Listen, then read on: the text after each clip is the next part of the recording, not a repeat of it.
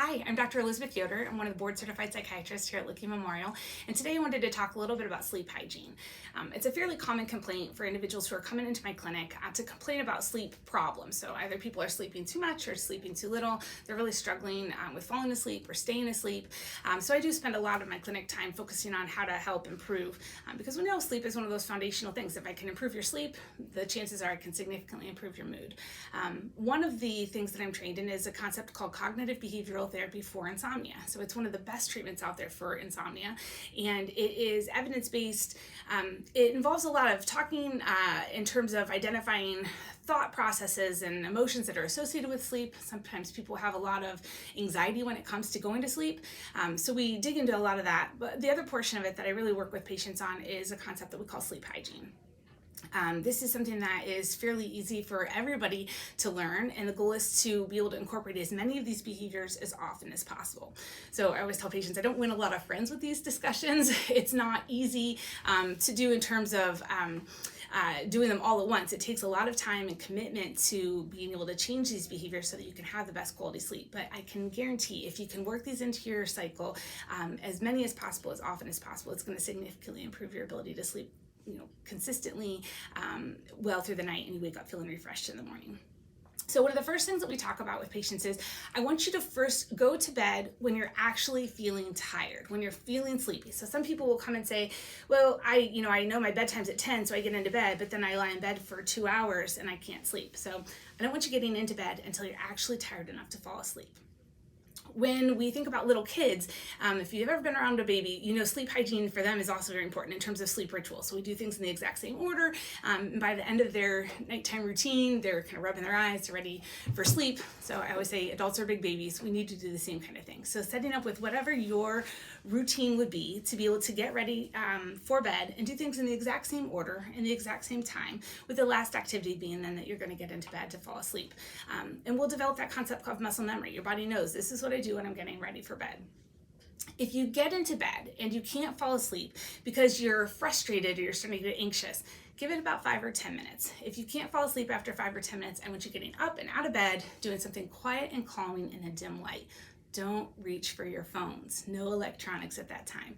But what I want you to do is to maybe find a chair in the same room, or you can go outside, but keep the lights off, very low lights, and something quiet and calming. So I have patients who will do puzzles, they'll journal, they'll do deep breathing, they maybe read a paper book, just enough until they start to feel like they're tired enough that they can fall asleep.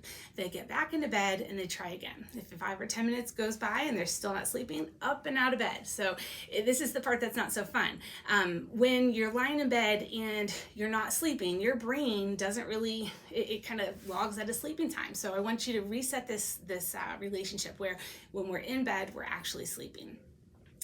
Don't take your worries to bed. So if you are the kind of person who gets in bed and then all of a sudden starts going through the to-do list for the next day, I want you to try to change those behaviors where maybe you get a journal or a notepad and you keep that outside of the room. You write down all the things that you need to get done the next day, the things that you're worried about. If it's a concept, then I want you to journal about it. If it's just not like a to-do item, get those thoughts downloaded out of your head, keep it outside of the room, and then try to get into bed where you can just focus on going to sleep. A lot of times patients will find significantly benefit from deep breathing or from mindfulness, meditation, those kinds of practices at night that can really help us focus our thoughts into the idea just to go to sleep.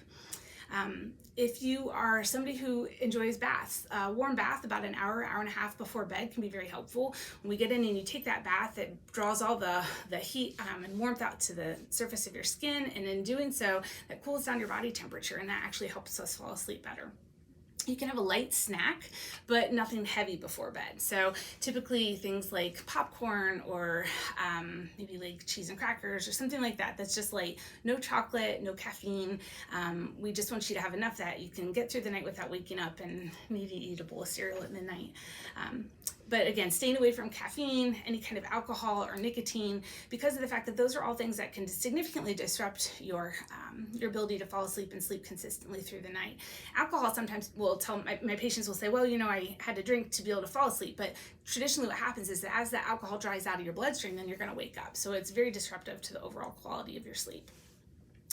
I want you to work on getting up and going to bed at the exact same time every single day of the week. So 7 days out of 7 days that you're going to, have this as a set bedtime and you wake up. As you do that, your body again develops this internal clock and it knows this is the time. So you're going to pretty soon get to the point you didn't even need, to know what time it is. Your body's going to tell you your time, you're ready for sleep. And you'll wake up probably even before your alarm clock.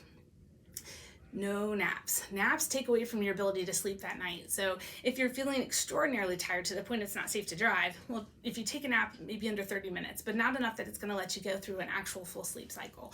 So we want to work on getting up, and going to sleep, but no napping during the day. A lot of times naps I hear from patients, they'll nap and it's 4 to 5 hours, which is some people's, full night of sleep.